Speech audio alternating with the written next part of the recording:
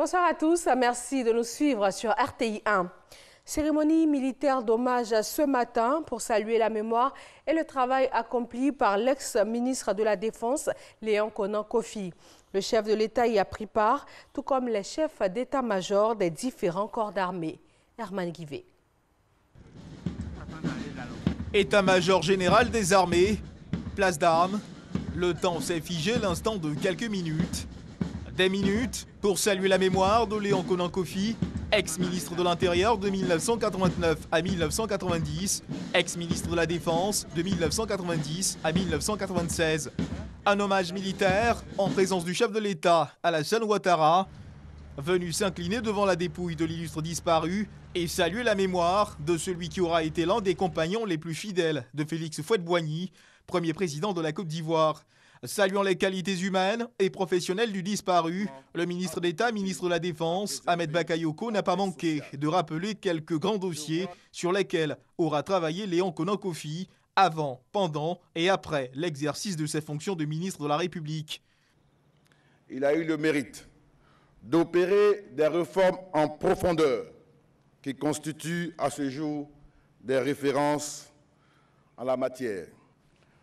Le Code de la fonction militaire, la création du grade de colonel-major, l'ouverture de la coopération militaire avec la Chine, la création de l'atelier de la Marine nationale à Tema, la création du centre médical des armées de Bouaké, la création de l'école de maintien de la paix de Zambakro. Excellences, Monsieur le Président de la République, à ce stade de mon propos, je m'en voudrais de ne pas signaler que c'est sous votre impulsion, en tant que Premier ministre du Président Houphouët-Boigny, qu'il a dans ses fonctions de ministre de la Défense conduit ces grandes actions.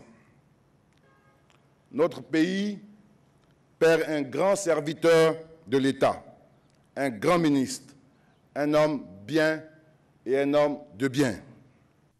Le président Alassane Ouattara a ensuite procédé à la remise du drapeau de l'État à la famille du défunt, signe du respect pour l'immense service qu'il aura rendu à la nation.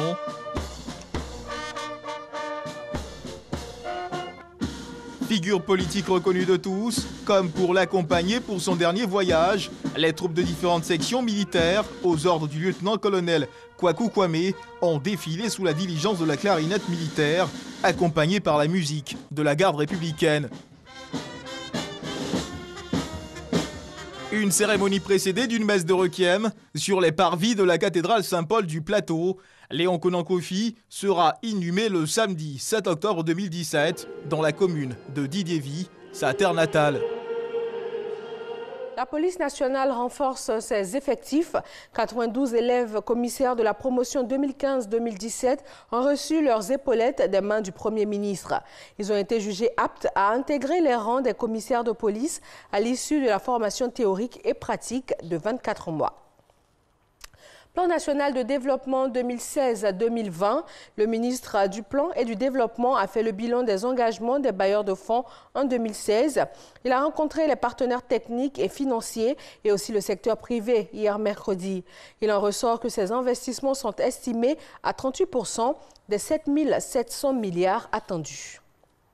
Élection présidentielle au Libéria le 10 octobre prochain, le premier transfert pacifique de pouvoir dans le Libéria d'après-guerre. Au moins 20 candidats se disputent la présidence.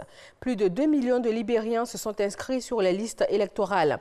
Ils sont tous unanimes, ils veulent des élections paisibles et le développement de leur pays. La Chambre d'appel de la CPI a rejeté à la majorité l'appel de la défense de l'ex-président ivoirien Laurent Gbagbo contre la décision de son maintien en détention dans une note ce jeudi. Au Niger, des assaillants en provenance du Mali voisin ont attaqué un village du nord du pays. Le bilan provisoire est de 5 soldats nigériens et 3 Américains tués. Une opération de riposte sera en cours en ce moment même. La Cour constitutionnelle d'Espagne suspend la session du Parlement catalan sur l'indépendance prévue le 9 octobre. Le Parlement régional de Catalogne avait prévu d'examiner le résultat du référendum organisé dimanche qui a recueilli près de 90% de voix favorables avec une participation s'élevant à 42,3%. À l'issue du débat, une déclaration unilatérale d'indépendance était envisagée. Coupe du monde de football 2018, l'avant-dernière journée des éliminatoires se déroule du 6 au 8 octobre 2017. Les équipes d'Égypte, du Nigeria et de Tunisie peuvent se qualifier dès ce week-end pour la phase finale. Dans le groupe C, la sélection ivoirienne des éléphants joue une partie cruciale à Bamako vendredi. Un succès au Mali les rapprocherait de leur 4e Coupe du monde de suite après 2006, 2010 et 2014. Et merci de rester avec nous sur RTI 1, le journal tout à l'heure à 20h.